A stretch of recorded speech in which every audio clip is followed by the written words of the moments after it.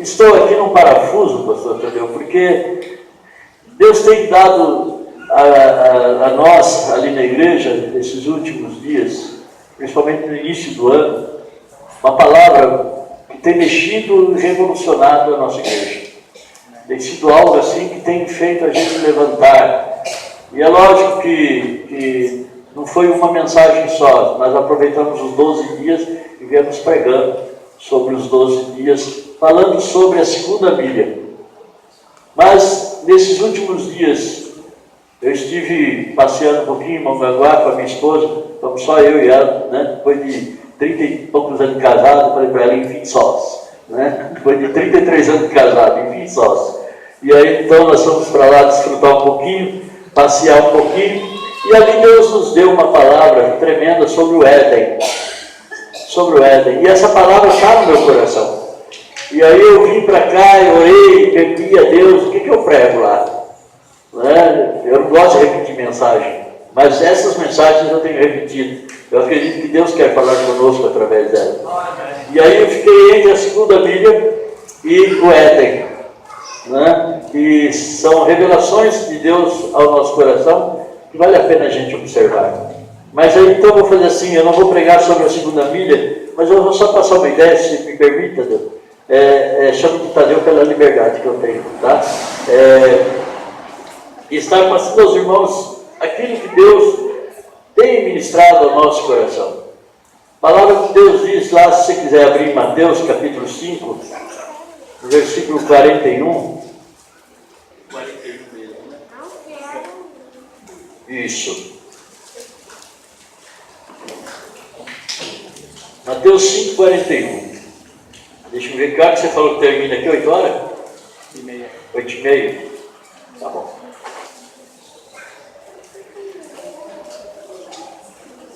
5:41. Quem quer ler? Se alguém o forçar a caminhar com ele 1 milha, vá com ele 2. Amém? Isso é Jesus que falou, não é isso? Se alguém te forçar, se alguém te obrigar a andar com ele 1 milha, anda 2. Irmãos, isso é um princípio também. Um pouco antes ele vai falar da capa. Se alguém quiser tirar a capa da túnica, e ele vai falar de algo que é interessante, que eu gosto até de exemplificar isso, fazer uma simulação sobre isso, um teatro sobre isso. Se alguém lhe bater na face direita, dá-lhe também a outra face, não é isso? Vamos ver se é isso mesmo? Se alguém te ferir, versículo 39, eu porém vos digo, não resistais ao perverso, mas a qualquer que te ferir na face direita, volta-lhe também a outra. Não resistais ao perverso. Se alguém quiser te ferir na face direita, dê também a outra face. Vamos ser honestos, é difícil dar a outra face. Uma vez um irmão chegou para mim e falou, sabe, pastor, perguntaram para mim isso aí, chegaram para mim e falaram, você é cristão, não é? Ele falou, eu falei, sou. Ele falou, na Bíblia está escrito que se alguém te bater na face direita, é para você dar a esquerda, não é? Ele falou, é. Ele falou, então, dá a direita, que eu vou bater. Vamos ver se você é cristão mesmo. Ele falou, só um minutinho. Antes, pergunta se eu estou na carne.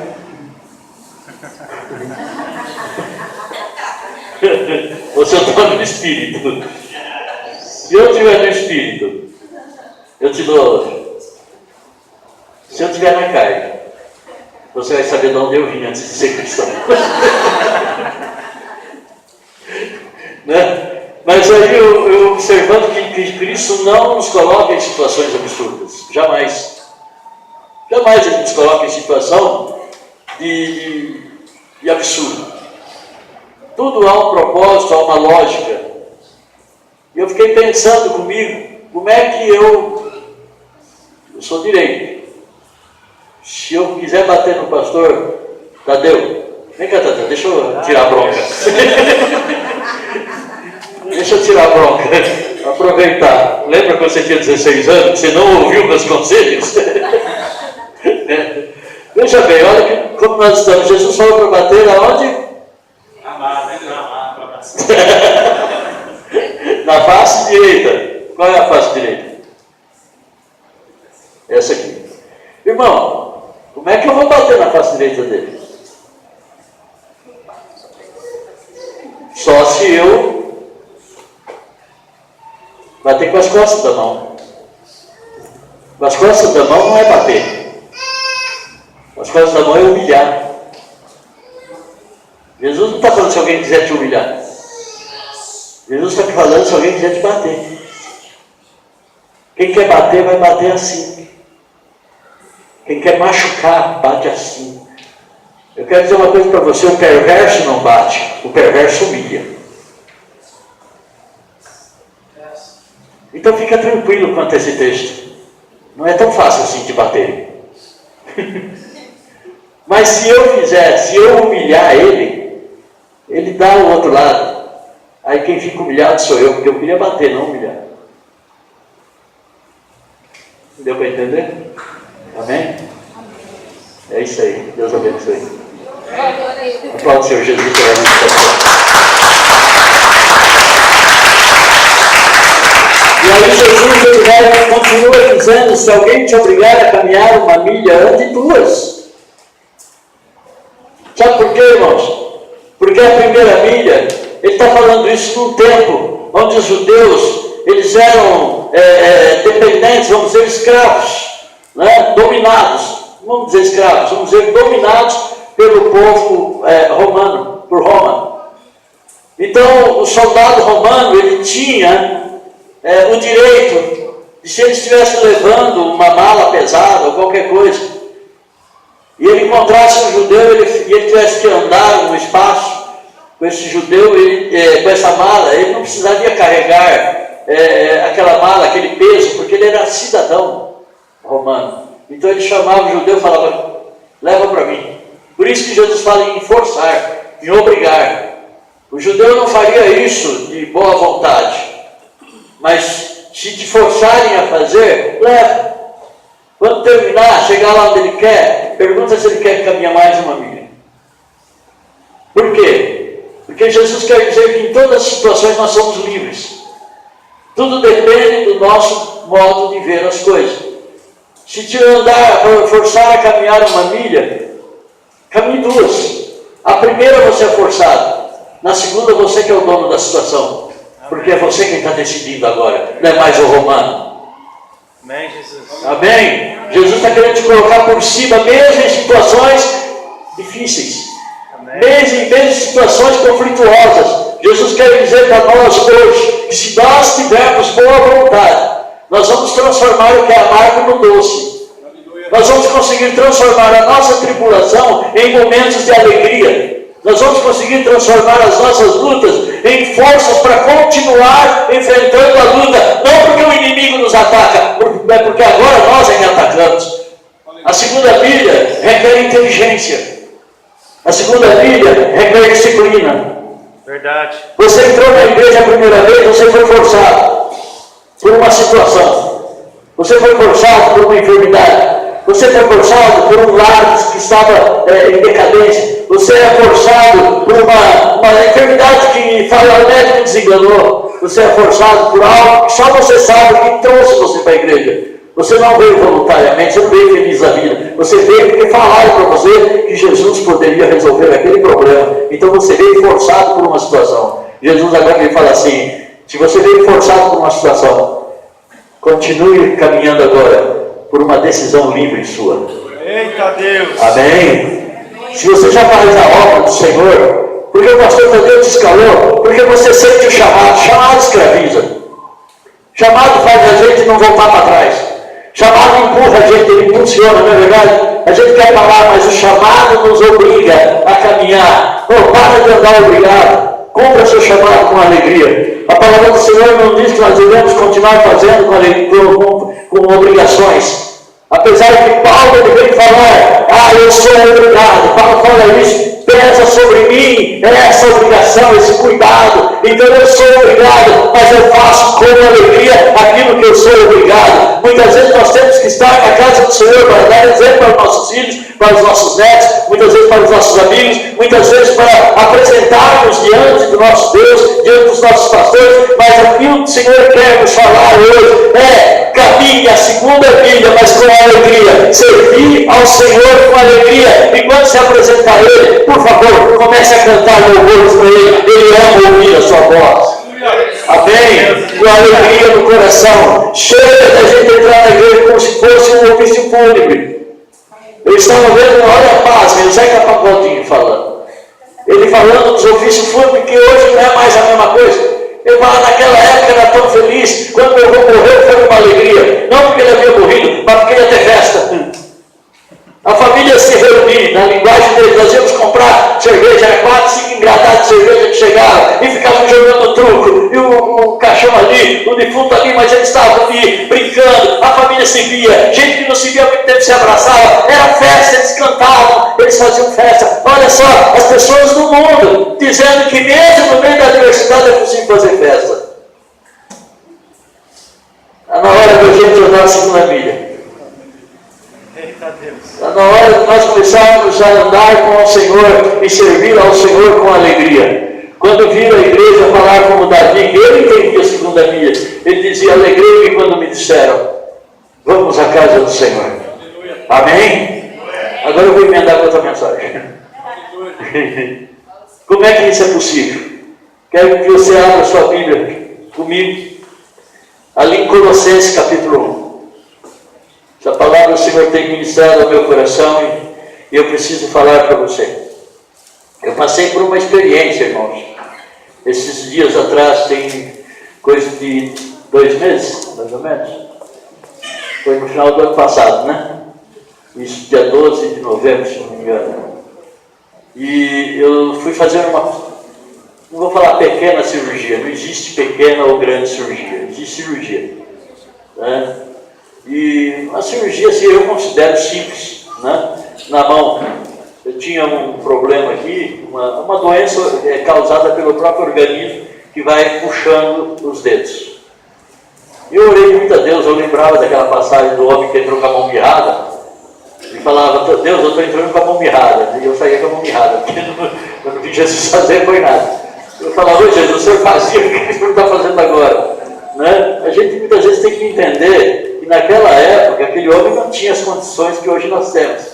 E existem coisas que Deus pode usar nos dias de hoje, as condições de hoje, para nos ensinar alguma coisa. Para que Ele vai ficar fazendo tudo para nós, se nós podemos aprender alguma coisa? Né? E eu fui fazer essa cirurgia, que era 2 pequenos cortes, tiraram alguns negócios aqui, uns calos, e para que meu dedo esticasse. Então está quase pronto, eu ainda estou fazendo uns procedimentos lá para poder esticar ele totalmente. Mas ele estava assim, ó. Ele ficava totalmente virado. Né? E os jovens falavam que eu tinha que fazer essa cirurgia, porque quando eu estendia a mão para abençoar, a bênção tinha que ser completa, né? Com 5 dedos. Dá para brincar até nessa situação. E eu dava brincar, eu tirava o barato, eu falava que não tinha problema, eu não me importava com o dedinho daquele jeito, a não ser quando fosse lavar o rosto. Porque torto assim, ele chegava sempre primeiro. E ficava difícil lavar o rosto com ele. E aí então eu comecei a me sentir incomodado e fui fazer a cirurgia.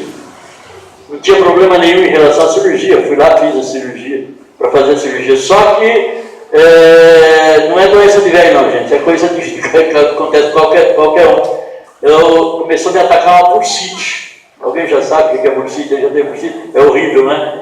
E eu comecei a atacar a bursite. Na semana da cirurgia eu fiquei preocupado, acordei preocupado na madrugada, não com a cirurgia, mas com a bursite. Falei: se me atacar a bursite na hora, né? Eu não sei que posição eu vou ficar lá, se eu vou ficar sentado, deitado. Eu sei que se atacar, a única forma de amenizar a dor é juntando os braços do corpo, né? E lá, dependendo da posição que eu ficar, eu vou sofrer. Não deu outra, irmão. Na hora que eu deitei naquela mesa para fazer a cirurgia, a bursite atacou. E eu fiquei com os 2 braços abertos, abaixo do corpo. Então você imagina os nervos inflamados, que bursite é nervo inflamado. Como é que ficou? E doía. Doía, eu não podia fazer mais nada. Eu estava ligado nos aparelhos aqui, e aqui a mão já pronta para o médico, né? Já tinha dado anestesia, tudo, e pronta para o médico começar a cirurgia. E eu falei para o médico: doutor, não tem como mudar essa posição não, porque o negócio está pegando, está doendo. E ele: não tem como, você vai ter que aguentar, já começou. Eu já tinha feito o corte, aquela coisa toda. Bom, irmão, não vou demorar para não ficar longe da palavra, mas está dentro daquilo que Deus quer falar conosco, que é muito importante a gente pregar aquilo que está escrito, mas principalmente pregar aquilo que entendeu da vida, das próprias experiências que a gente tem, que Deus permite. E se Ele tivesse feito um milagre curado minha mãe, eu não teria isso para falar para você. Talvez eu chegasse aqui com a solução mágica da coisa: olha, Jesus curou, eu era assim, agora eu sou assim. Mas eu posso acrescentar o que Jesus fez. Ele curou, mas eu posso acrescentar o que Ele fez. E aí então eu estava ali e começou a doer demais. Você tem uma ideia que eu levantava o corpo, eu não podia mexer a mão, eu levantava o corpo, de tanta dor que eu sentia naquela mesa. E a médica que estava auxiliando o médico ali na cirurgia, ficava toda hora aparecendo por cima da minha cabeça, assim, perguntando: o senhor está bem? E eu dizia: só estou com dor, mas estou bem. E ela olhava, e eu olhava aquela maquininha, pi, pi, pi, pi, daqui a pouco aquela maquininha começa a disparar. Pi, pi, pi, pi, pi, pi, pi. Eu olho lá para trás, ainda olhei para trás ainda para ver a maquininha ainda, o monitor. A minha pressão já estava a 25/17. E meus batimentos cardíacos, que o normal para a minha idade é 63, 61 quebradinhos, já estava 178. Aí eu via por que a preocupação do médico perguntando se eu estava com dor de cabeça. A pressão alta é como, eu aprendi isso, é como um atirador de elite. Você sabe que ele está ali, você só não sabe a hora que ele vai apertar o gatilho. Eu sabia que aquela hora estava prestes a apertar o gatilho. Poderia dar qualquer problema ali e eu vinha a óbito. E a médica começou: doutor, está aumentando demais, está subindo demais. Está subindo demais, vai ter que medicar ele. E eu orando: Deus, não medica. Não deixa medicar. Eu não entendo nada de medicina, mas eu tinha uma impressão que se medicasse eu não voltava. E eu fui na minha cirurgia com essa situação, e querendo entubar, e o médico por fim falou: então, medica ele. E eu: Deus não. Irmãos, eu tinha certeza da minha salvação, como tenho. E eu falei para Deus: eu já tive experiências com a morte, várias vezes, sem Cristo e com Cristo. E eu posso dizer que com Cristo é bem melhor. E eu falei isso para Cristo, ali na minha cirurgia. Eu falei: Jesus, eu não tenho medo de morrer. Eu sei que a morte é boa. E a morte é boa. Eu sei que a morte é linda. Morrer com Cristo é lindo. Você não morre, irmãos. Nós não morremos. Nós fechamos os olhos. E já abrimos os olhos. E já contemplamos a face do grande Deus. Do nosso Salvador. Eu sei disso. Então eu estava tranquilo. Se eu tivesse que partir, eu estaria bem. Mas sabe qual foi o problema? A frustração, pastor Tadeu, de não ter feito mais. Oh, irmão, ali o Senhor falou comigo poderosamente. Ele disse assim: quando eu digo que eu sou contigo, o que isso significa para você?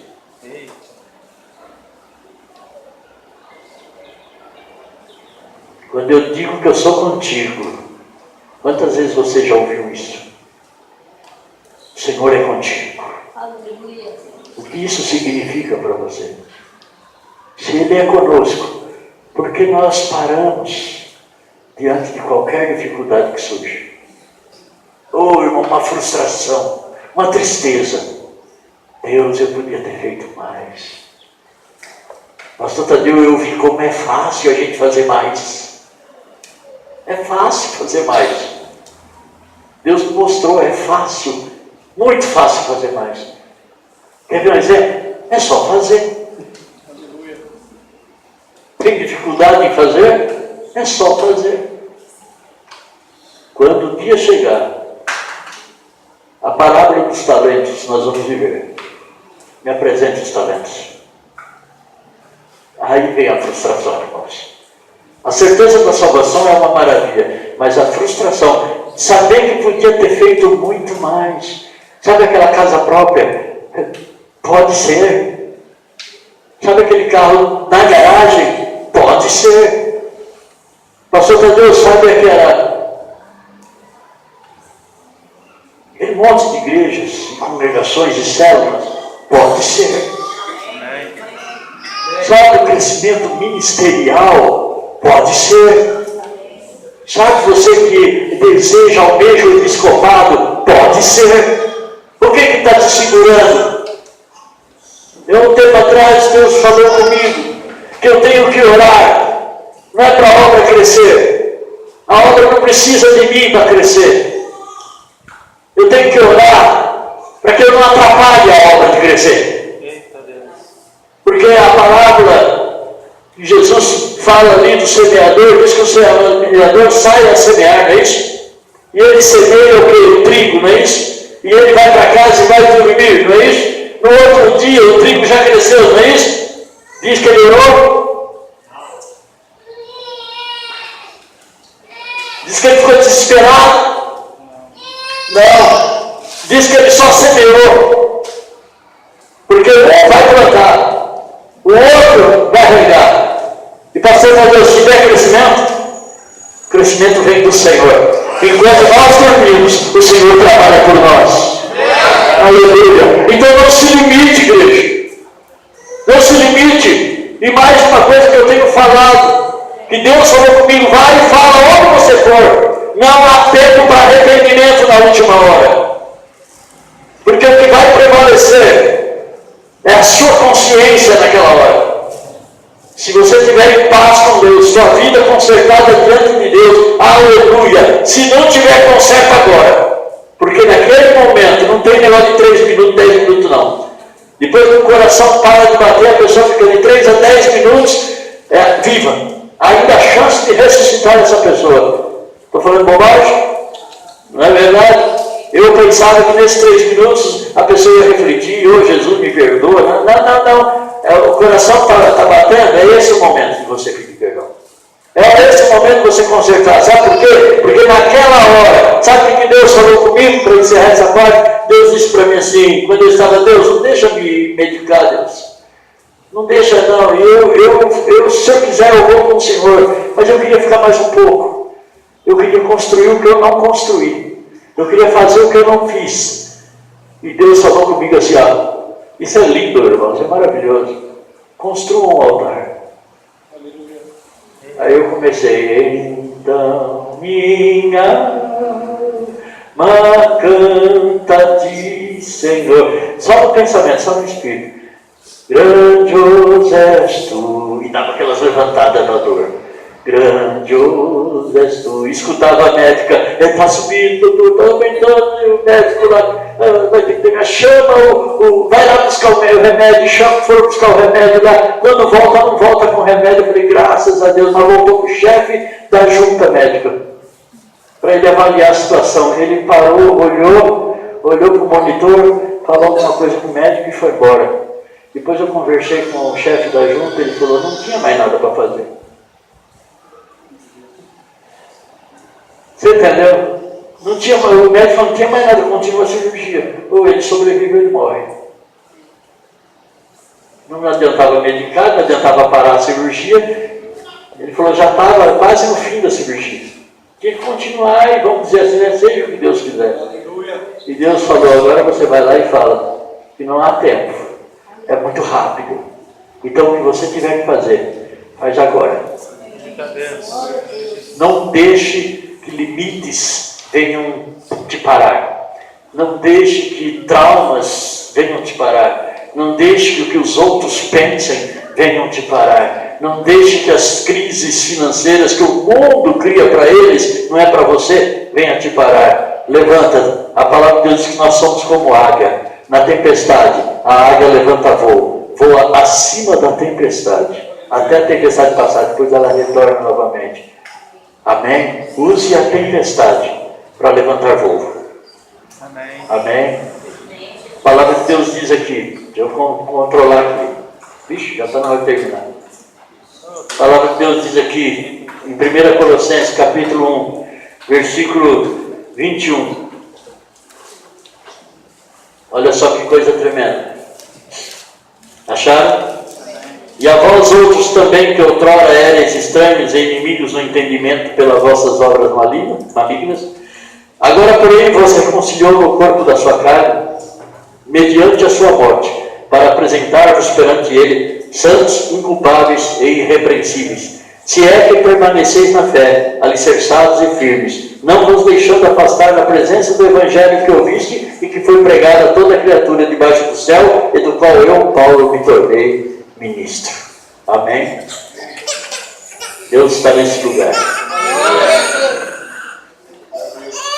Eu falava ontem lá na igreja que a perfeição da esposa está nos olhos do marido. E que a perfeição do marido está nos olhos da esposa. E a nossa perfeição está nos olhos de Cristo. A palavra de Deus diz que Ele nos reconciliou pela sua carne e pela sua morte. Ele nos trouxe novamente. E Ele nos tornou aos seus olhos. A Bíblia fala que perante Ele, aos seus olhos, Ele nos tornou santos, inculpáveis e irrepreensíveis. Sabe o que nos para? A culpa. Sabe o que nos amaldiçoa? A falta da separação, da santidade. Porque santidade não é fazer tudo certo. Santidade é se separar para Deus. É viver separado desse mundo. Cristo te separou desse mundo. Então todo o mal que está no mundo, lembra lá no Egito? Quando o anjo passava, aonde tinha o sangue da verga não acontecia nada, mas onde não tinha a morte assolava. Você lembra? Aonde tinha o sangue da verga, todo mundo estava ali tranquilo, sossegado, vivendo a vida e ainda se alimentando da Páscoa. E aonde não tinha estava a morte. Você lembra? O Senhor, Ele diz aqui que Ele olha para nós, Ele olha para você e Ele te vê santo. Amém? Ele olha para você, Ele te vê culpável. Eu não sei do que as pessoas têm te acusado, mas Ele olha para você e te vê culpável. Aliás, Ele olha para você e para mim e nos vê irrepreensíveis. Não tem como repreender. Quem tentará acusação contra os escolhidos de Deus? É Deus quem justifica. Aleluia. Ele olha para mim e para você, igreja de Cristo. Ele olha para nós, Ele não vê culpa, Ele não vê motivo para repreender. O diabo muitas vezes fica nos oprimindo, falando: você não pode, você não consegue, você pecou, você fez isso, você fez aquilo. Eu quero dizer para você que o diabo não está errado. Só que ele não vê com os olhos de Deus. Se ele olhasse com os olhos de Deus, ele não ia poder ver nada disso. Mas sabe por que ele olha com os olhos dele? Porque é só isso que ele é. Então o que ele é, ele quer enxergar nos outros. Mas o que Deus é, ele enxerga em você. E Deus é santo, irrepreensível e inculpável. Aleluia! Aleluia! Louvado seja Deus! Então vale mais a obra, vale mais aquilo que você precisa, vale mais aquilo que você sonha fazer. Não vale, porque alguém está dizendo que você não pode sim. Aleluia, Jesus. Posso todas as coisas. Aleluia. Aleluia. Tem problema, tem dificuldade? Tem. Então a palavra aqui está dizendo: mas você pode, enquanto você permanecer crendo que pode. Você pode, ninguém te para, você entendeu? Ninguém te para. Mas para isso você precisa permanecer na fé. Você precisa acreditar. Não em você. Porque você erra, eu erro, todos nós erramos. Mas acreditar naquilo que Deus fala. Acreditar na forma como Deus nos olha. Como Deus está te vendo nessa noite. Ele olha para você. O diabo pode ir lá e dizer: olha, o Tadeu, ele pecou. E Deus olha e fala: eu não estou vendo o Tadeu. Aleluia. Tadeu, vai lá no livro. Tadeu. Não tem nenhum Tadeu aqui. Sabe por que não? Porque lá é um novo nome. Aleluia! Você conhece o Tadeu, mas Jesus conhece o Tadeu por outro nome. Aleluia. E esse outro nome não há culpa, não há pecado, há santidade e não há formas de repreensão. Você entendeu isso? Então por que para? Se por Zeca Pagodinho os ofícios fúnebres tinham que ser regados de alegria, e o nosso culto ao Deus que é vivo e ressuscitou. Amém? Amém? Você está entendendo? A pastora só falou que ia falar do Éden, eu vou falar. Enquanto permanecermos. Então, rapidamente aqui. Eu perguntei para o povo, porque lá em Gênesis, capítulo 2, versículo 8, se você quiser abrir lá, você abre. Se não quiser, só atenta. Diz assim: e plantou o Senhor Deus um jardim no Éden, na direção do Oriente, e pôs nele o homem que havia formado. Então Deus criou um jardim, mas não é o jardim do Éden, como a gente fala. Eu perguntei na igreja qual é o nome do jardim, e o povo, Éden. Eu falei, tem certeza? Falou, tem certeza, o povo já não fala mais nada. Né? Aí o povo assim, eu falei, qual é o nome do jardim? Alguns ainda respondem, Éden.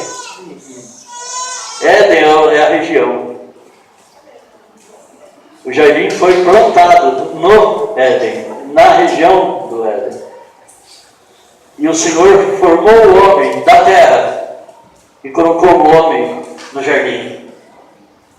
Deus não colocou o homem no Éden, porque o Éden é grande, é uma extensão muito grande.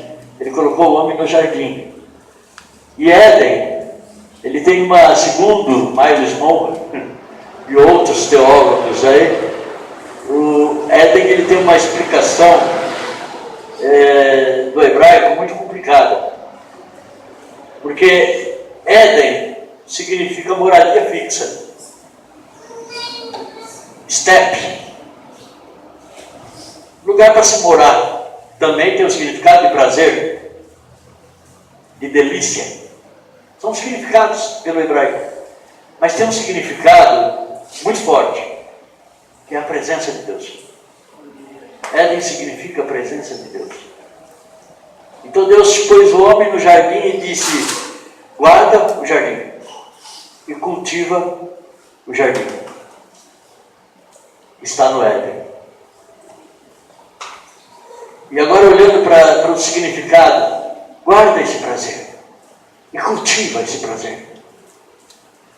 Guarda essa delícia e cultiva essa delícia. Guarda essa moradia e cultiva essa moradia. Mas na definição da presença de Deus, da atmosfera do céu, eu descobri que essa não é... Jesus veio agora com forma de homem, mas não é a primeira vez que Deus pisa na terra. Ele já tinha pisado na terra lá quando fez o Éden, quando fez o jardim do Éden.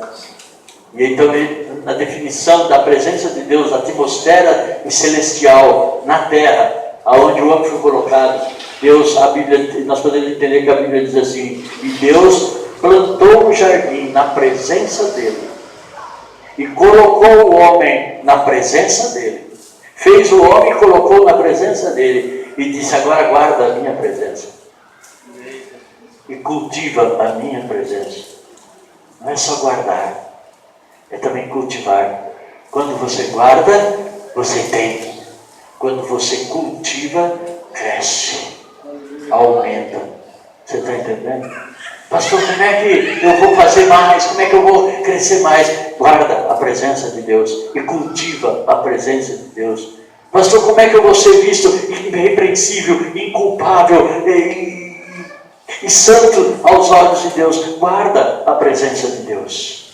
Cultiva a presença de Deus. Sabe por quê? Porque você não foi feito para outra coisa. Você foi feito para ficar na presença de Deus. Amém? E da mesma forma como aqui Paulo em Colossenses ele vai falar que nós seremos santos e culpados e irrepreensíveis enquanto permanecermos na fé. Deus falou: você vai guardar a minha presença enquanto permanecer na obediência. Porque o dia que você comer desse fruto, você morre. Você sai da minha presença. Adão tinha liberdade lá na presença de Deus de ouvir o diabo. Porque na presença de Deus a gente ouve o diabo falar.